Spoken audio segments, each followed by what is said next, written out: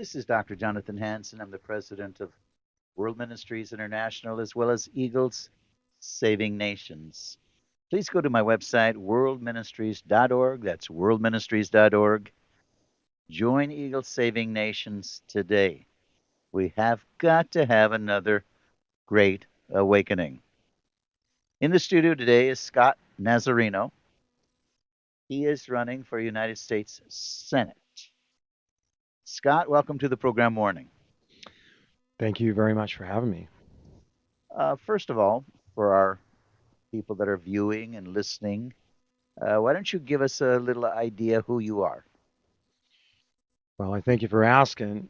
I was born in Seattle, 1965.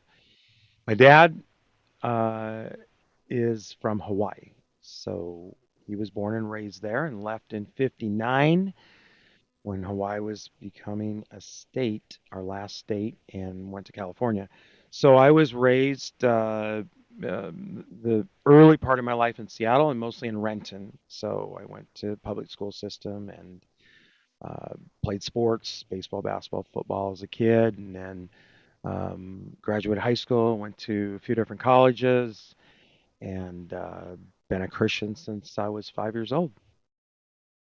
And I'm a businessman. I've been in the financial services industry, retirement, estate planning, life insurance, that sort of thing, for 32 years this year. So I'm a businessman. And I love the Lord and I love to serve people. I love all people, no matter their persuasion, their faith, their ideology. I genuinely care about people.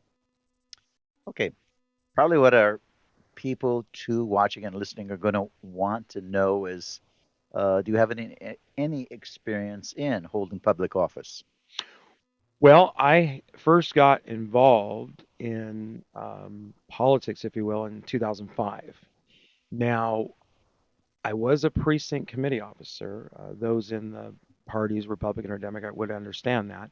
But that is an elected position. I get appointed, but I've also ran for that position, and that's recorded in King County. So that is an official elected position. Now, I've ran for other offices as well, but as far as actual holding elected office, that would have been the specific office that I held. Okay, what now? I think you said you are a businessman. Mhm. So what makes you think you're qualified to run for United States Senate? Well, what's interesting is I got into my industry in the insurance, financial services, and I have a strong background in investments. And I remember in the 90s, like I'm licensed, for example, I could sell health insurance or long-term care and that sort of thing. And I understand Medicare, Medicaid, different things. I remember in the 90s saying, well, I do what the government does, not even thinking about politics at that point.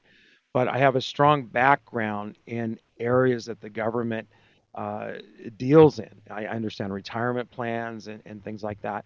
But I'm a very good people person.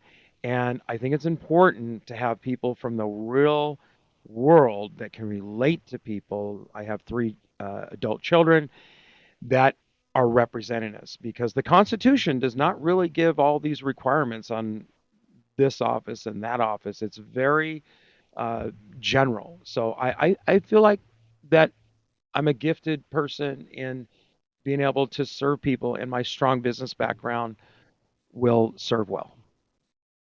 Okay, so do you have any thoughts? I was going to ask you if you have any thoughts on the economy, but maybe I should ask you first, what makes you desire to run for U.S. Senate?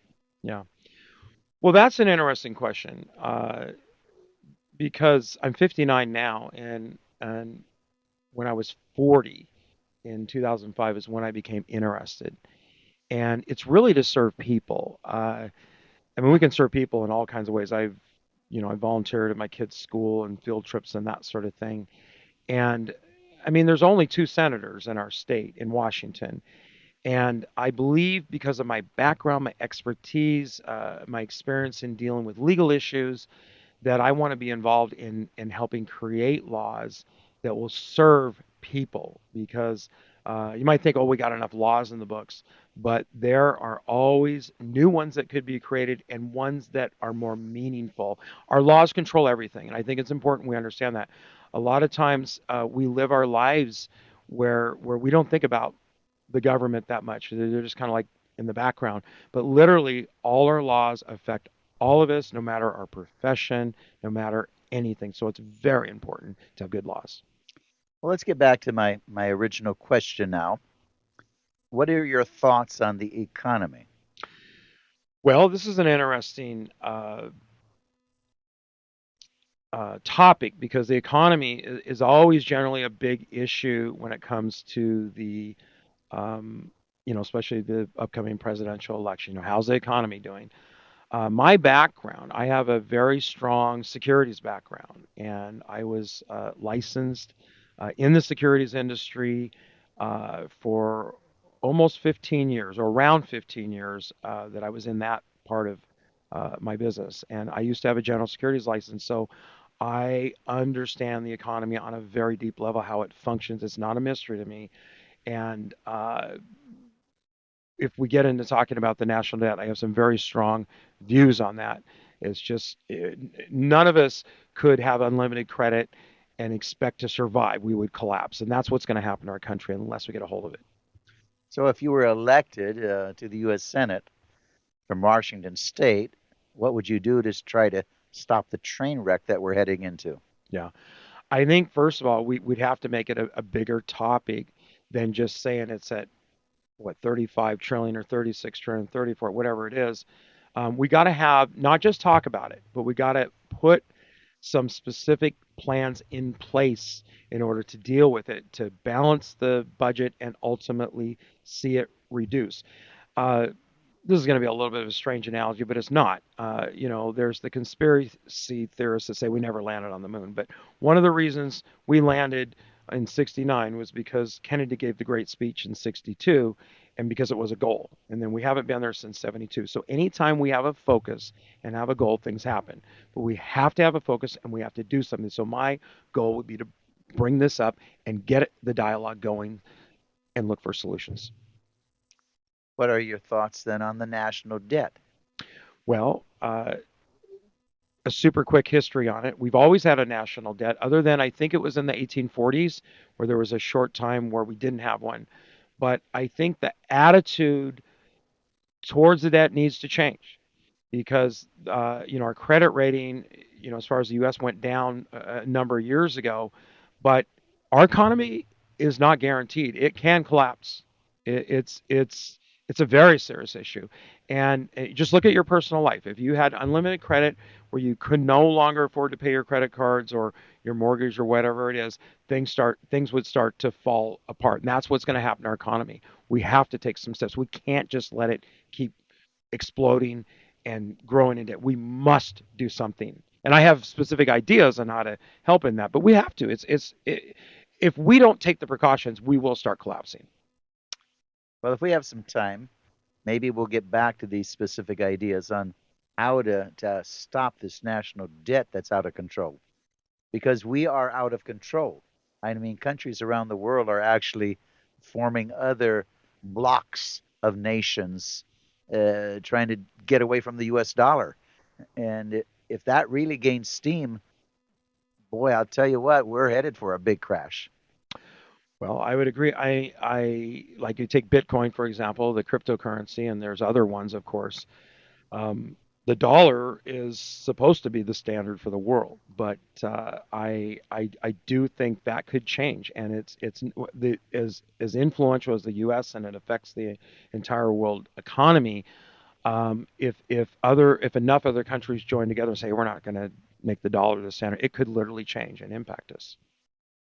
Ladies and gentlemen, if you just tuned in, this is Dr. Jonathan Hansen, President of World Ministries International, as well as Eagles Saving Nations. And you're listening or watching the Warning Program. My special guest, Scott Nazarino. He's running for United States Senate. So, Scott, what about our education? What do you think about the education in America? Well, I grew up in the public school system, and of course, when you're a kid, you're just going to school. You don't realize who's paying for the whole thing. But we have continually moved farther down the ranks on a world scale as far as our education system. And uh, one of the problems in the public school system is that there's a lot of politics. I mean, literally a lot of politics within a school. It could be a high school or junior high. And because of the politics between the administration and the teachers union and the school district and the state superintendent's office. I mean, the politics is probably what's really messing it up. But with that being said, we have to educate our students more. And I heard a college professor from the University of Washington speak recently, and he was talking the kind of students that are coming out of the University of Washington. He will not even endorse them anymore. We are not producing well-educated students that really know their stuff and know how to apply it. And there's a lot of reasons for that, but it's got to change. It's got to go all the way back to the, you know, K through 8, K through 12, and we got to do something. We can't have, you know, people that are undereducated. It's not going to be good for our future. All around the world. I was watching the national spelling bee and things like this, and there's students from all over the world, but not the normal American. They're not there because around the world they're focusing in on the basics of real education, not Mm-hmm. social issues. Mm-hmm. Here we're dealing with social issues. That's politics, and our Mm-hmm. people are becoming, if you want me to say, frankly, dumber and Mm-hmm. dumber. And you're going to have to import people from around the world that really have an education because, like you just said, we're producing them and they're graduating, I guess, but with degrees that you can't stand behind because they're still not educated very well. Yeah. Scott? Uh, You know, looking at, I'm a very, I have a 2 degrees, AA and BA, and I'm very big on education. But I think one of the problems is that I mean, you say in the past, I mean, I'll go back to the 1800s. You know, you try to read a Charles Dickens book and you look at the vocabulary in that book. You got to have a dictionary to understand what it's saying. I think one of the problems is there's an upside and a downside to technology, and I think it's important that young people realize that we need to make information part of us. You know, don't just Google everything. Don't just use Google Translator. You know, understand another language. Have it be a part of you. Understand why things are. I mean, even for GPS, understand addresses. And that's the problem. It's not in part of us, the education. Yeah, I mean, like I said, I think you need to get back to the ABCs, Hmm. mathematics, divisions. You need to get back to, if we want to say, where the rubber meets the road, where Hmm. they're focusing around the world, Hmm. producing biologists and chemists, Hmm. not a Supreme Court judge. I can't define a woman. Hmm. I think we got to get out of this social skills and teaching what we believe as our social values, politics in education. Let's get back to education. If you think you're a girl and you're a boy, that's your problem, or whatever you want to say. But let's get back to education, not trying to convince the rest of us of your sex. Yeah. Scott, Well, that's a very tough issue here in Washington. And forget the toughness. Let's get yeah, to reality. well, If we want to deal with yeah, education, are we producing a bunch of dummies or yeah, not? yeah. Well, I believe the bottom line is we need to get back to the ABCs and back to There you go. education. And if we do that, then let the students decide what they want as they get older. Let's give them the tools and not indoctrinate them either way. Either Yeah, way. we can't brainwash them. Yeah, either way. Let them decide, give them the tools, and parents should have the right to raise their kids as they choose because they brought them into the world. Yeah, I believe we should not become, if we want to say, a bunch of communists that all of a sudden take away parent rental rights and try to. I mean, this is what they do in communist nations: take away the kid and influence the kid the way you're teaching. That's what Hitler did. Hmm. And then again, they'll even turn on the parent. Hmm. All of a sudden, you got a police state and Hmm. not America. Yeah, Scott? yeah. Well, it's interesting the analogies from World War II and the Hitler days because it can go both sides of the political aisle and how they interpret that. But everybody agrees, no matter if a person is more bent towards liberal or conservative, that we love our kids, and we that's probably what we need is more love and more compassion and more caring, and not be concerned that if you pat a kid on the shoulder, you're gonna have to go to court. We just got to be real and love people and be respectful. How about our borders?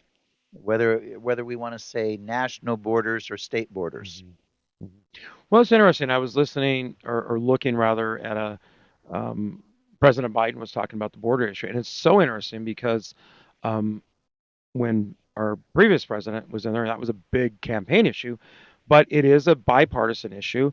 And what's really whatever the right word is, uh, the frustrating part of politics is that the Democrats are trying to say, "Hey, we got this issue, and we are trying to do something to fix it." The Republicans aren't really fixing, and then the Republicans are saying the opposite. So I think everybody's concerned about the borders and Texas and whatever the border states are, and I think we got to really work together and not say, "Well, I got the solution. I'm better than you."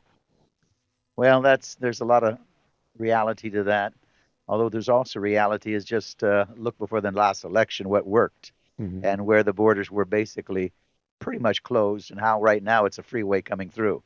I mean, just some common sense is just look what was working and what's not.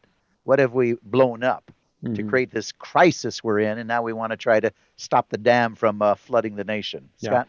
Well, it's I have watched journalists down at the border, independent journalists, and the um, this is like in Texas. I think the Texas National Guard and maybe the National Guard were just literally letting people in. I mean, they're guiding them through and the whole thing.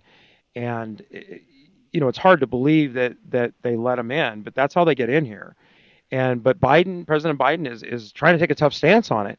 But the proof's in the pudding. I think we need a solution. And one thing is you got to go to the Mexico side and prevent them as well. You got to work with that government but I think we need a solution. See, one of the issues this happens is because we have so many jobs that Americans don't want to do, and these Mexicans are doing those jobs. So it's it's a very tough issue. Well, I would argue with you with President Biden's taking a tough stand. He's taking no stand. He's just flat open the doors and let them flood in. Because I work also with senators and members of the House on both sides of the aisle. They're not happy with Biden. Both Mm-hmm. sides of the aisle. Mm-hmm. They're not happy a bit with Biden. And I'll tell you what, somebody needs to close those borders Mm-hmm. and do it legally. All of us came through legal if we came Right. through at all. Now, my goodness. Yeah. So I tell you what, both sides of the aisle Yeah. are mad with Biden. Yeah. I honestly don't understand why because I've watched independent journalists report at the border in Texas, and I honestly don't understand why they let them in.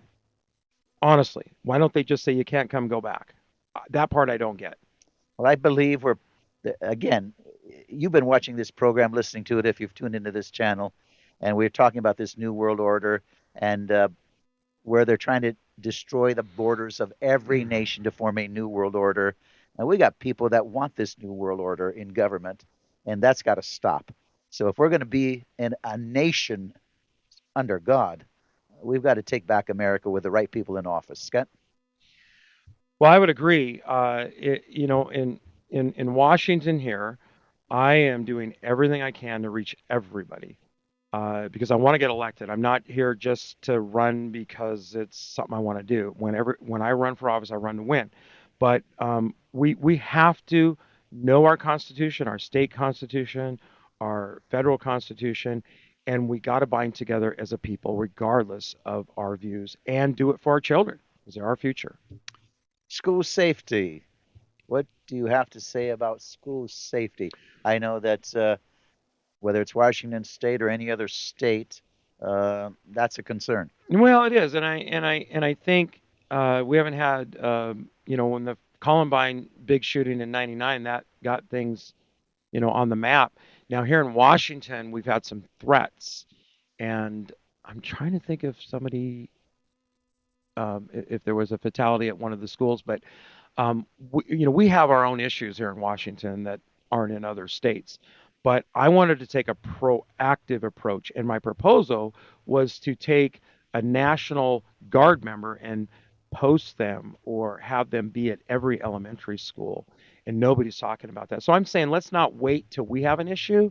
Let's do something because I think we all could agree that we are concerned about our children and that we need to protect them. So I would like to see us in Washington set an example for the rest of the country. What about the future of our state and country? What's your opinion of it? Well, we have a presidential election going on right now, and this is the year, and there's a lot of drama in that, and and we have to somehow care about each other, our neighbors, in our communities, uh, and our motto of our country is "In God We Trust." That is the motto, and it's on our money. That was in 1956, and I think it's important that we, as a state, as a nation, just say, you know what? No matter your belief system, I'm going to care about you because you're another human being. And I think if we start doing that, just genuinely caring for others and not being concerned if they're Republican or Democrat, we will start to see change even here in Washington. Once again, ladies and gentlemen, you've been watching, listening to the Warning Program. This is Dr. Jonathan Hansen, President of World Ministries International, as well as Eagles Saving Nations. Special guest, Scott Nazarino, and he's running for United States Senate. Ladies and gentlemen, we need to understand, you said something, in God we trust. That is what we do. We are supposed to be a republic. We're supposed to be under God. And I know there's a direct attack on taking God and the values of God out of this nation. If a person doesn't believe in that, I don't want them on this program. In fact, I'll come right against them. So that we are under God. This is a program that understands that the people of America, other than they're trying to change that mentality in our public schools with communists and others running the schools now, trying to teach world citizenship instead of the sovereignty of the United States of America and our real heritage. But we are supposed to be a nation under God. So, closing comments, Scott. Well, Dr. Hanson, I just want to thank you. Can I tell a quick little story? Go ahead. So, We've got a minute and a half. okay, this is a really funny story. So we met in about February of 23 at a meeting he was speaking at, and so I was. They let the certain candidates for office record a video voters guide down in Olympia at TVW. So I was down recording that, and all of a sudden uh, I got this accidental call from John. I mean, literally, we had exchanged phone numbers in early 23. I mean, the weirdest thing. So I called him back, and that's literally why I'm here. And I think these coincidences happen for a reason. But I'm very impressed with your ministry here in the campus, and and I appreciate you giving me the opportunity to speak with you. Well, thank you, Scott. Again, as you know, I have people on this program. Let them express their views, their opinions. Um, we don't endorse people, but we let them share and let you decide.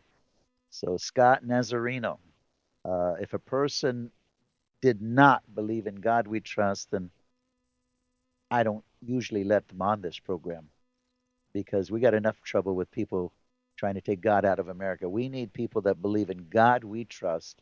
We need God to bless America. God bless America is what we need. Amen, Scott? Amen. Again, may God richly bless you.